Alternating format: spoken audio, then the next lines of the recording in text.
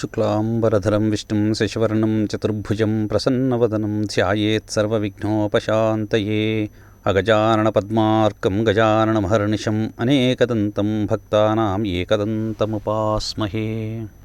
ఓం ప్రణో దేవీ సరస్వతి వాజేభిర్వాజినీవతి ధీనామవిత్రియవతు.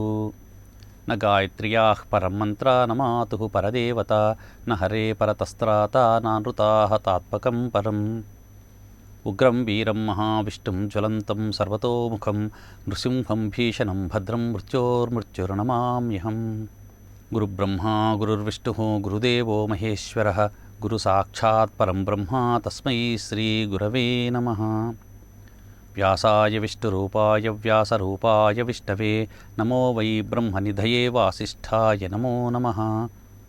ఆపదామపహర్తారం దాతారం సర్వసంపదాం లోకాభిరామం శ్రీరామం భూయో భూయో నమామ్యహం. హరి ఓం. మాతృభ్యో నమః. పరమేశ్వర స్వరూపమైన సభకు నమస్కారం.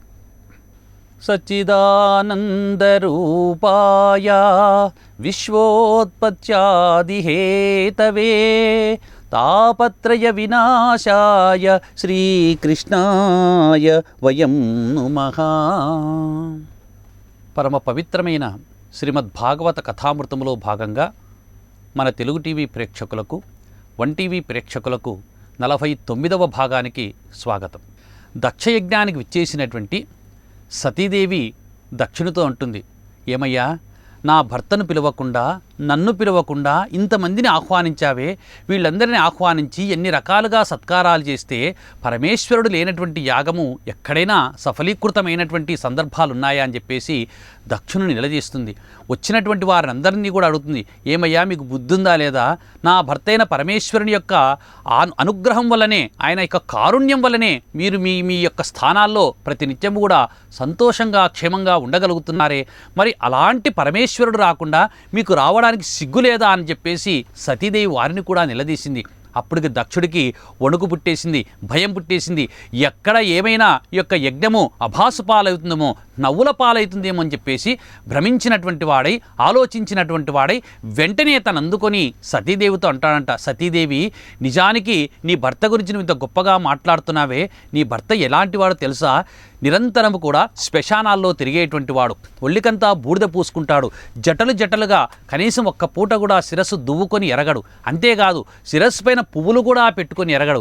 3 మూర్తుల్లో కనీసం వారికి ఏ విధమైనటువంటి తాహతు కూడా లేనటువంటి ముల్లోకాల్లో పట్టి తిరిగేటువంటి వాడు, ప్రతినిత్యము కూడా బ్రహ్మకళా కపాలాన్ని చేతపట్టి వృషభ వాహనారూఢుడై ముసలి ఎద్దును ఎక్కి ఊరూర్లు పట్టుకొని లోకాలన్నీ పట్టుకొని తిరిగేటువంటి వాడు, అలాంటి వాడు గొప్పవాడని మాట్లాడుతున్నావా?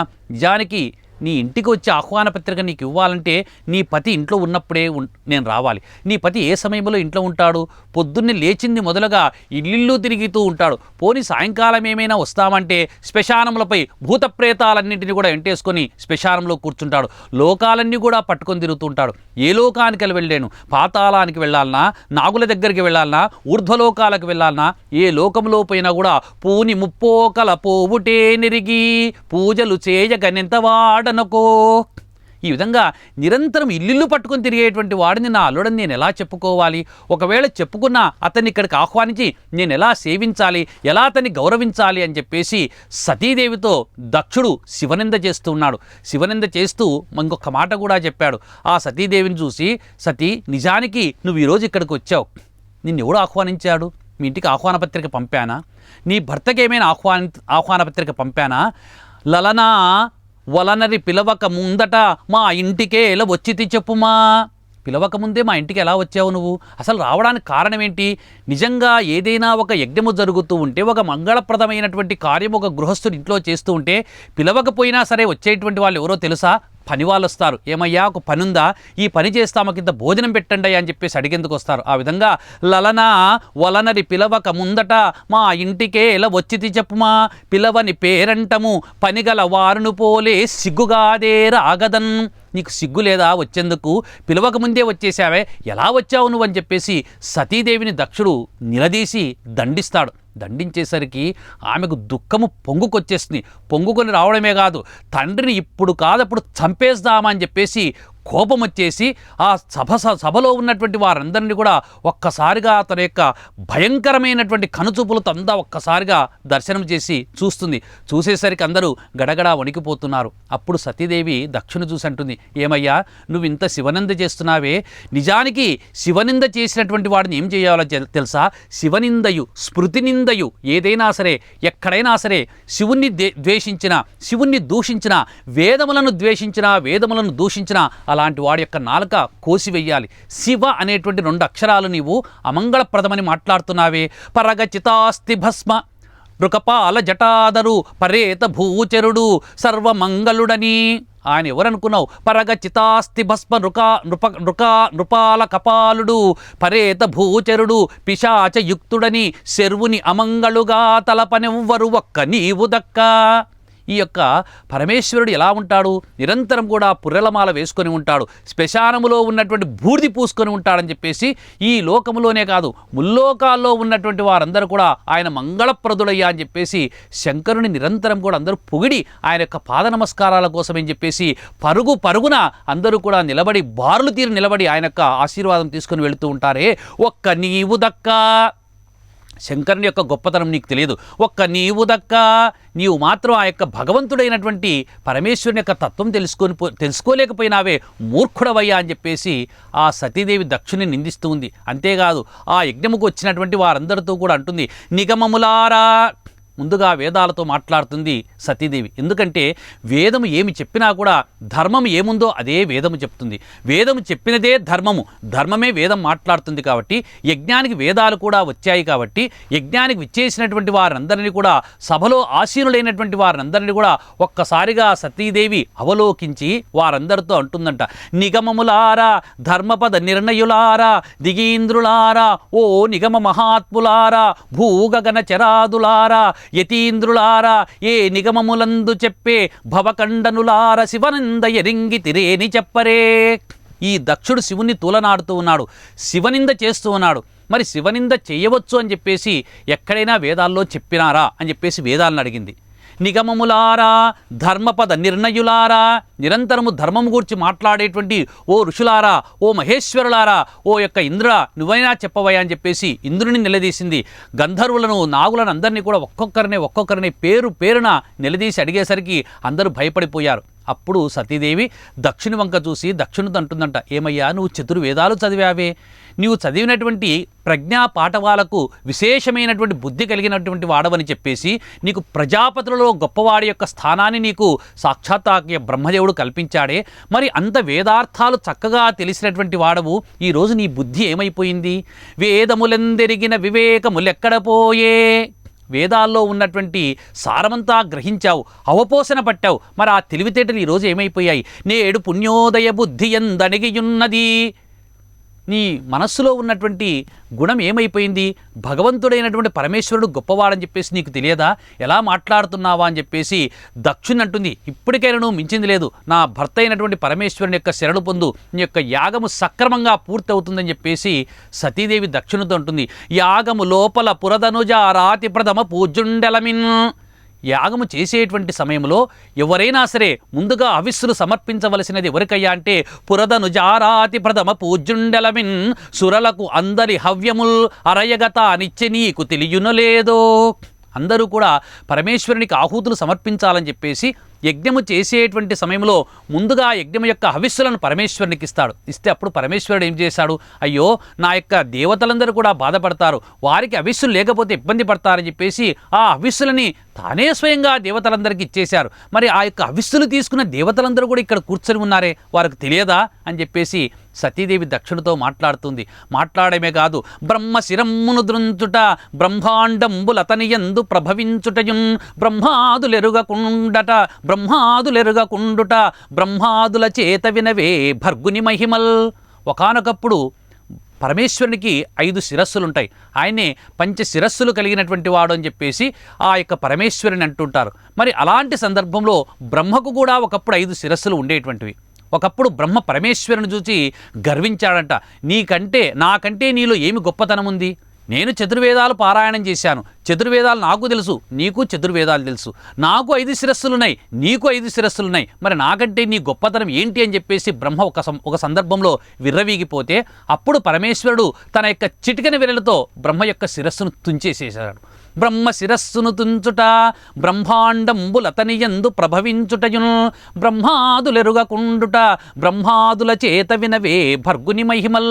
14 భువనాలన్నింటినీ కూడా తన యొక్క గర్భములో దాచుకొని అందరినీ కూడా సురక్షితంగా ఉండేటట్లుగా రక్షించేటువంటి ఆ యొక్క పరమేశ్వరుని యొక్క గొప్పతనము కావాలంటే బ్రహ్మదేవుని అడుగు, చెప్తాడు. నీకు తెలియదా అని చెప్పేసి దక్షిణ అడుగుతుంది. అంతేకాదు ఎక్కడైనా సరే శివనింద చేస్తూ ఉంటే చూస్తూ వింటూ ఉండకూడదు అక్కడ. ఎందుకంటే హరుగుర్చి చేయు తప్పులు హరమై ఒప్పిదమనర్చున పురుషులకు హరి వెలివేయు నొప్పులు హరమై తప్పిదముల నడినది మరచితివే. ఒకడు పూజ చేస్తూ ఉన్నాడు. పూజ చేసేటువంటి సమయంలో పరమేశ్వరునికి చక్కగా జలములతో అభిషేకం చేస్తున్నాడు. అభిషేకం చేసేటువంటి సమయంలో బిందెలో కలశములో ఉన్నటువంటి నీళ్లతో అభిషేకం చేస్తే పరమేశ్వరుడు పరమ సంతోషంగా ఆ యొక్క అభిషేక జలాలను తన శిరస్సు పైన వేయించుకుంటాడు. ఒకవేళ పొరపాటున వాడు ఆచమనం చేసినటువంటి జలం, అంటే వాడు ఎంగిలి చేసినటువంటి జలాన్ని పొరపాటున వాడు భక్తితోనే పోశాడు, పొరపాటున పోశాడు శివుడి పైన. మరి పొరపాటున పోశాడు కదా అని చెప్పి శివుడు ఆగ్రహించాడు. ఎందుకంటే వాడు తెలియక చేశాడని చెప్పేసి వాడిని కూడా పరమేశ్వరుడు అనుగ్రహిస్తాడయ్యా. అలాంటి గొప్పవాడు నా భర్త, అలాంటి వాడిని హరిని వెలివేసేటటువంటి తప్పు ఏదైనా నువ్వు వేలెత్తి చూపావా, నిజానికి అది ఒప్పైనా అది తప్పుగా పరమేశ్వరుడు భావించి వాడి తాట తీస్తాడని చెప్పేసి సతీదేవి దక్షిణతో పరమేశ్వరుని యొక్క గొప్పతనమును గూర్చి చెబుతుంది. ఒకానొక సందర్భంలో క్షీరసాగర మథనము చేసేటువంటి సమయంలో శ్రీ మహావిష్ణువు కూర్మముగా రాగా అక్కడ వాసుకిని కవ్వపు త్రాటుగా చేసుకొని మందర పర్వతాన్ని కవ్వంగా చేసుకొని ఒకవైపు దానవులు ఒకవైపు దేవతలు కూడా నిలబడి అందరూ కూడా క్షీర సముద్రాన్ని మథనం చేస్తే అందులో నుంచి ముందుగా భయంకరమైనటువంటి ఆలాహలం పుట్టింది.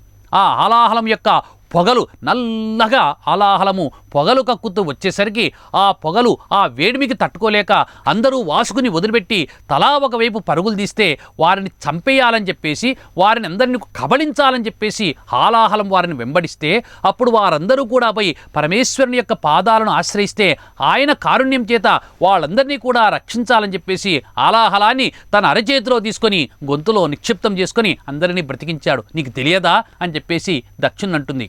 సాహసంబున సారె కవ్వము చేసి తారూహ క్షీర ప్రయోది దచ్చుచున్న రమణాదులన్ దాహ దోహల నీలవర్ణులన్ తద్దయున్ వడిచేయు హాలాహలం మరచేత పట్టి భక్షింపడే. ఆ ఆలాహలాన్ని గొంతులో పెట్టుకొని బయట ఉన్నటువంటి ఊర్ధ్వలోకాలను కడుపులో ఉన్నటువంటి భువనాలన్నింటినీ కూడా నా భర్త అయినటువంటి పరమేశ్వరుడే రక్షించాడు. అలాంటి పరమేశ్వరుని నువ్వు ఈరోజు నింద చేస్తున్నావు కదా అని చెప్పేసి ఆ దక్షిణతో సతీదేవి శివనింద చేయడం వల్ల ఎంత ప్రమాదకరమో కూడా ఆమె చెప్తుంది. విశ్వము లోపల తనరెడు శాశ్వతమగు శివభక్తిని నీకు వివరింపంగను. ఈ విశ్వమంతా వ్యాపించి ఉన్నటువంటి పరమేశ్వరుని యొక్క గొప్పతనాన్ని గూర్చి నీకు చెప్పడం ఎవరి వల్ల కూడా కాదు. అంత విశ్వమయమంతా ఆవరించి ఉన్నటువంటి ఈ శివతత్వాన్ని నువ్వు ఈరోజు తెలుసుకోలేకపోయావంటే నువ్వెంత మూర్ఖుడివి అని చెప్పేసి ఆ సతీదేవి దక్షుణ్ణి నిందిస్తూ దక్షుని వంక చూసి మరొక్క మాట కూడా చెప్పింది. పోయి నీవు ఈరోజు శివనింద చేస్తున్నావు. శివనింద చేస్తున్నటువంటి కారణం చేత నేను శివనింద వింటూ కుమిలి కుమిలి కుమిలి ఏడుస్తాను. దక్షయజ్ఞమంతా కూడా ముగిసిపోతుంది. యజ్ఞం ముగిసిన తర్వాత నేను మా ఇంటికి వెళతాను. ఇంటికి వెళ్ళిన తర్వాత ఒకరోజు పరమేశ్వరుడు నాతో అంటాడు, ఏమి సతీదేవి అని చెప్పేసి ప్రతిసారి పలకరించేటువంటి వాడు, నీవంటే నాకు చాలా ఇష్టము కాబట్టి నన్నందరూ దాక్షాయని దాక్షాయని అని పిలుస్తారు కాబట్టి నీ బిడ్డంటే దక్షుడికి చాలా ఇష్టమని చెప్పేసి అందరూ కూడా తెలుసు కాబట్టి ఆ విధంగా ఆ రోజు నన్ను పరిహాసంగా నా భర్త దాక్షాయని అని ఒకరోజు పిలిచాడనుకో. ఇంటికి వెళ్ళిన తర్వాత శివనింద చేసినటువంటి వాడు ప్రేమతో వాడి యొక్క పేరు పెట్టి వాడి యొక్క బిడ్డను శివుడే పేరెట్టి పిలిస్తే నన్ను ఆయన బాధ పెడుతూ ఉన్నాడు, నా మనస్సును క్షోభ పెడుతూ ఉన్నాడని చెప్పేసి విషయాన్ని నేను గ్రహిస్తాను. ఎందుకంటే నా భర్త నింద చేస్తూ ఉంటే చూస్తున్నటువంటి వాడి యొక్క బిడ్డను వాడి యొక్క పేరు పెట్టి పరమేశ్వరుడు హేళనగా పిలిచాడని చెప్పేసి నా మనసు చచ్చిపోతుందయ్యా. కాబట్టి అలాంటి తనువు నాకు అవసరం లేదు, అలాంటి తండ్రి నాకు అవసరం లేదని చెప్పేసి సతీదేవి దక్షిణతో అంటుంది.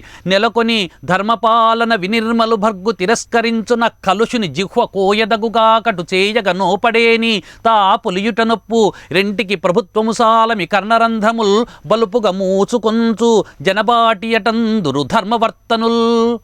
ఎక్కడైనా సరే శివనింద జరుగుతూ ఉంటే అక్కడ శివనింద వినకూడదంట. శివనింద చేసేటువంటి వాడు, శివనింద వినేటువంటి వాడు ఇద్దరు కూడా పాపగ్రస్తులైపోతారు. కాబట్టి శివనింద చేసేటువంటి సమయంలో వాడు శివనింద చేస్తూ ఉంటే శివ అని చెప్పేసి చెవులు మూసుకొని అక్కడి నుంచి వెళ్ళిపోవాలి.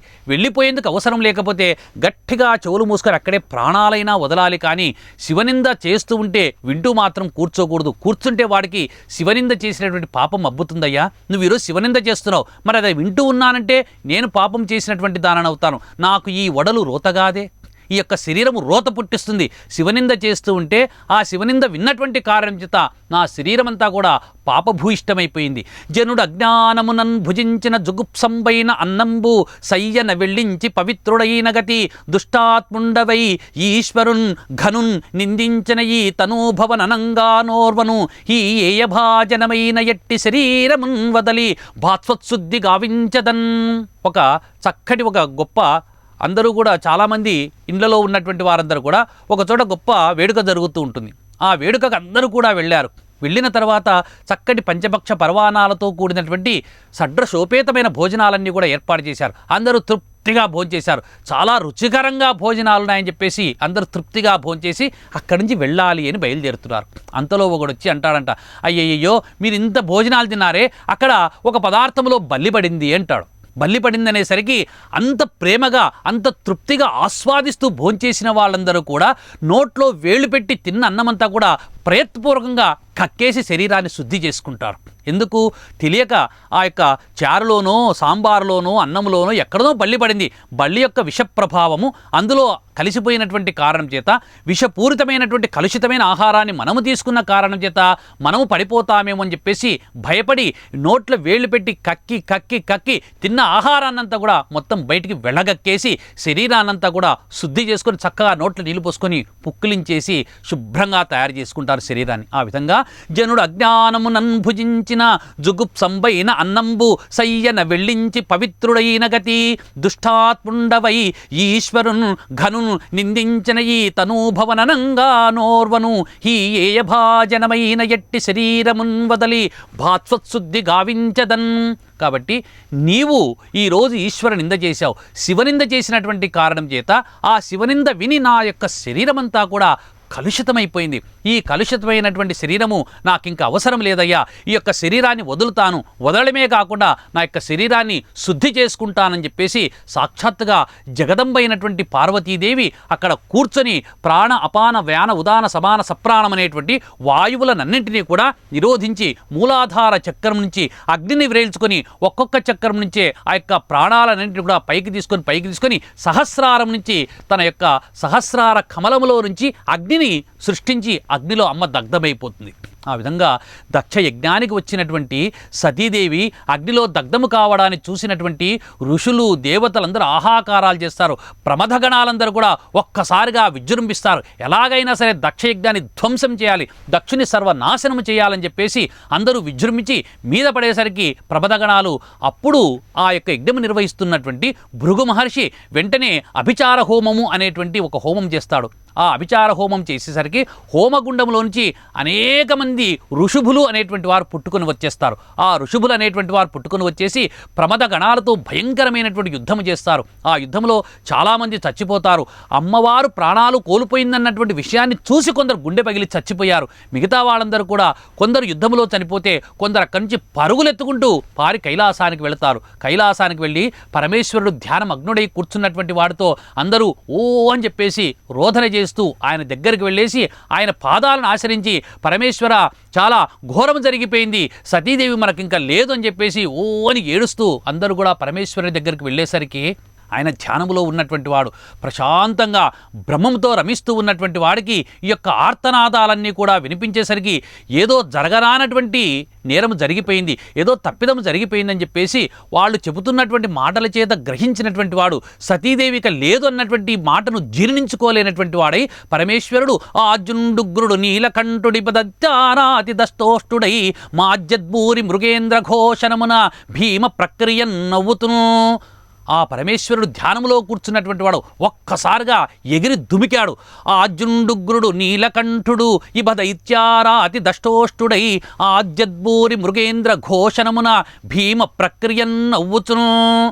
గట్టిగా వికటట్టహాసం చేసి ఒక మదించినటువంటి ఏనుగు యొక్క కుంభస్థలాన్ని కొట్టి దానిలో ఉన్నటువంటి మాంసాన్ని తినడానికి, క్రొవ్వును తినడానికి ఏ విధంగా అయితే సింహము లంఘించి దుముకుతుందో ఆ విధంగా పరమేశ్వరుడు ధ్యానములో కూర్చున్నటువంటి వాడు ఎగిరి ఒక్క దుమికాడంట. దుమికి గట్టిగా వికటాట్టహాసం చేస్తూ సజ్జక్రోధముతోడ పృథ్వీవైచన్ క్ష్మాచక్ర మధ్యంబునన్ తన యొక్క జటాజూటములో ఉన్నటువంటి ఒక్క జటను తీసి నేరుగా నేల మీదేసి గట్టిగా కొట్టాడు. కొట్టేసరికి ఆ యొక్క శివుడి యొక్క జటాజూటమును నుంచి ఒక జటను తీసి నేలపై కొట్టేసరికి ఆ నేలపైన పడినటువంటి ప్రాంతంలో నుంచి ఒక భయంకరమైనటువంటి ఆకారం పుట్టుకుని వచ్చేసింది. అది సహస్ర బాహువులతో 1000 చేతులు కలిగినటువంటిదై 1000 శిరస్సులు కలిగినటువంటిదై, అంతేకాకుండా ఆ సహస్ర బాహువులలో 1000 చేతులలో 1000 రకములైనటువంటి ఆయుధాలు కలిగినటువంటి వాడై భూమి ఆకాశాలన్నింటినీ కూడా ఏకము చేసేటువంటి భయంకరమైనటువంటి పరిమాణములో ఉన్నటువంటి ఒక భయంకరమైనటువంటి ఆకారము పుట్టుకొని వచ్చేసరికి ఆ భయంకరమైనటువంటి ఆకారము పరమేశ్వరుడు సృష్టించినటువంటి ఆకారము, ఆ ఆకారములో ఉన్నటువంటి భయంకరమైనటువంటి దేహం ఎలా ఉందయ్యా అంటే అక్కడ భాగవతంలో పోతన గారు చెప్తున్నారు. అభ్రంలిహాదభ్ర విభ్రమాభ్రమ కృనీల దీర్ఘ శరీరమర ప్రజ్వల జ్వలన దీప్త జ్వాలికాజాలజాజ్వల్యమాన కేశముల్ మెరయ చండ దిగ్వేదండ శుంఢాంపదోర్దండ సాహస్రధృతిహేతి సంఘమప్ప వీక్షణత్రయలోక వీక్షణద్యుతిలోక వీక్షణ తది దుర్నిరీక్షముగను గ్రకచ కఠిన కరాల దంష్ట్రలు వెలుంగ ఘన కపాలాస్థివన మాలికలను దనరా అఖిలలోక భయంకరుండగుచు వీరభద్రుడు దయించె మారట రుద్రుడగుచు. భూమి ఆకాశాలన్నింటినీ కూడా ఏకము చేసేటువంటి భయంకరమైనటువంటి నల్లటి కారుచీకటి వంటి స్వరూపం పుట్టుకొని వచ్చేసింది. అది యొక్క జటలు ఎలా ఉన్నాయా అంటే ఎర్రగా నిప్పులు కక్కేటట్లుగా ఉన్నటువంటి ఎర్రటి జటలు. సాయం సంధ్యా సమయంలో సూర్యుడి నుంచి వచ్చేటువంటి కాంతి కావి రంగులో ఉంటుంది. కాషాయ రంగులో ఉన్నటువంటి జటలు కలిగి వెంట్రుకలు విరబోసుకున్నటువంటి ఆ యొక్క శిరస్సు కలిగినటువంటి వాడై భయంకరమైనటువంటి చింత నిప్పుల వలె ఉన్నటువంటి ఎర్రగా కాలినటువంటి నిప్పులు ఏ విధంగా అయితే ఉంటాయో ఆ విధమైనటువంటి కళ్ళు కలిగినటువంటి వాడై, అనేక కోరలు కలిగినటువంటి వాడై, అనేక ఆయుధములు ధరించినటువంటి వాడై ఒక భయంకరమైనటువంటి ఆకృతి తనకు మారుగా వీరభద్రుడు అనేటువంటి పేరుతో ఉదయించాడంట. ఆ విధంగా శివుడి యొక్క జటాజూటం నుంచి పుట్టినటువంటి భయంకరమైనటువంటి స్వరూపం, ఆ స్వరూపము ఒక్కసారిగా తన యొక్క సహస్ర బాహువులను కూడా ముకిలించి పరమేశ్వరుని దగ్గర శిరస్సు వంచి సాష్టాంగ నమస్కారం చేసి పరమేశ్వరునితో అంటున్నాడంట. కట్టలుగా మీరు నన్నును పుట్టింపగ నేలవలసె బలుపగ నాకు నెట్టెన ఆనతి నీవే పుట్టువు నంత్యంబులేని భూతాధిపతి. స్వామి, ఈరోజు నన్ను సృష్టించారు. ఈ సృష్టికి హేతు ఏమిటి? నన్ను ఎందుకు సృష్టించారు? మీరు నన్ను సృష్టించినటువంటి కారణం ఏంటి? అసలు ఈ సృష్టి స్థితి లయములకే మీరు అధిపతి అయినటువంటి వాడు, సృష్టి స్థితి లయములు లేనటువంటి వాడు, కాలాతీతుడైనటువంటి ఈ భూతాలకన్నిటికీ అధిపతి అయినటువంటి ఓ పరమేశ్వర, ఈ రోజు నన్ను ఎందుకు సృష్టించారయ్యా? నేను చేయవలసినటువంటి పని ఏమిటిది అని చెప్పేసి పరమేశ్వరుని వేడుకుంటే అప్పుడు పరమేశ్వరుడు ఆ వీరభద్రునితో అంటాడు, ఓ ఈ వీరభద్ర, నీవు నా యొక్క క్రౌర్యము సింహనాదము చేస్తున్నటువంటి సమయంలో నా వీరత్వంలో నుంచి పుట్టావు కాబట్టి నువ్వు వీరుడవు, నీకు భద్రమవునుగాక అని చెప్పేసి నీకు వీరభద్రుడు అని చెప్పేసి నామకరణం చేస్తున్నానని చెప్పేసి శివుడు వాడికి వీరభద్రుడు అని చెప్పేసి నామకరణం చేశాడు. నామకరణం చేసి నన్ను ధిక్కరించి నన్ను ఆహ్వానించకుండా దక్షుడు దుర్యాగము నిరీశ్వర యాగం అనేటువంటిది తలపెట్టాడు. నువ్వు ఆ యాగానికి వెళ్ళు, ఆ యజ్ఞాన్ని ధ్వంసం చేసేసేయి, దక్షుని యొక్క తల తురించేసేయి. యజ్ఞములో ఏ ఒక్కరు కూడా బ్రతకడానికి వీల్లేదు, యజ్ఞమంతా సర్వనాశనమైపోవాలి, ఇదే నా ఆజ్ఞ అని చెప్పేసి పరమేశ్వరుడు వీరభద్రుని ఆశీర్వదిస్తూ మరొక్క మాట కూడా చెప్తాడు. బ్రాహ్మణుల యొక్క శక్తి అజేయమైనటువంటిది. వారు నిరంతరము కూడా వేద మంత్రాలు పఠనము చేస్తూ ఆ వేద మంత్రాల్లో ఉన్నటువంటి సారమంతా కూడా వాళ్ళ యొక్క మనసుల్లో నిరంతరము కూడా వారు ధ్యానం చేసినటువంటి కారణం చేత వారికి అజేయమైనటువంటి శక్తి ఉంటుంది. కానీ నీవు నా చేత సృష్టించబడినటువంటి వాడవు కాబట్టి వారికి నీ వల్ల ఏ విధమైనటువంటి శుభము కలగదు. నీవు అందరినీ కూడా చంపేటువంటి శక్తి, వారికంటే గొప్పదైన శక్తి, వారిని నిర్జించే శక్తి నీకు ప్రసాదిస్తున్నాను అని చెప్పేసి పరమేశ్వరుడు వీరభద్రుని సృష్టించి వీరభద్రునికి అనేకమైనటువంటి శక్తులనన్నింటినీ కూడా ప్రసాదించేసరికి అప్పుడు వీరభద్రుడు పరమేశ్వరుని చుట్టూ ముమ్మారు ప్రదక్షిణం చేసి నమస్కారం చేసి అక్కడి నుంచి గగన మార్గంలో దక్షయజ్ఞానికి ఎలా బయలుదేరాడనేటువంటి విషయాన్ని మనము రేపటి భాగంలో ప్రమద గణాలన్నింటితో కూడి దక్షయజ్ఞాన్ని ఎలా ధ్వంసం చేశాడనేటువంటి విషయాలన్నింటినీ కూడా మనము రేపటి భాగంలో తెలుసుకుందాం. స్వస్తి ప్రజాభ్యః పరిపాలయంతాం న్యాయేన మార్గేణ మహీమహీషాః గోబ్రాహ్మణేభ్యः శుభమస్తు నిత్యం లోకాः సమస్తాः సుఖినో భవంతు. స్వస్తి.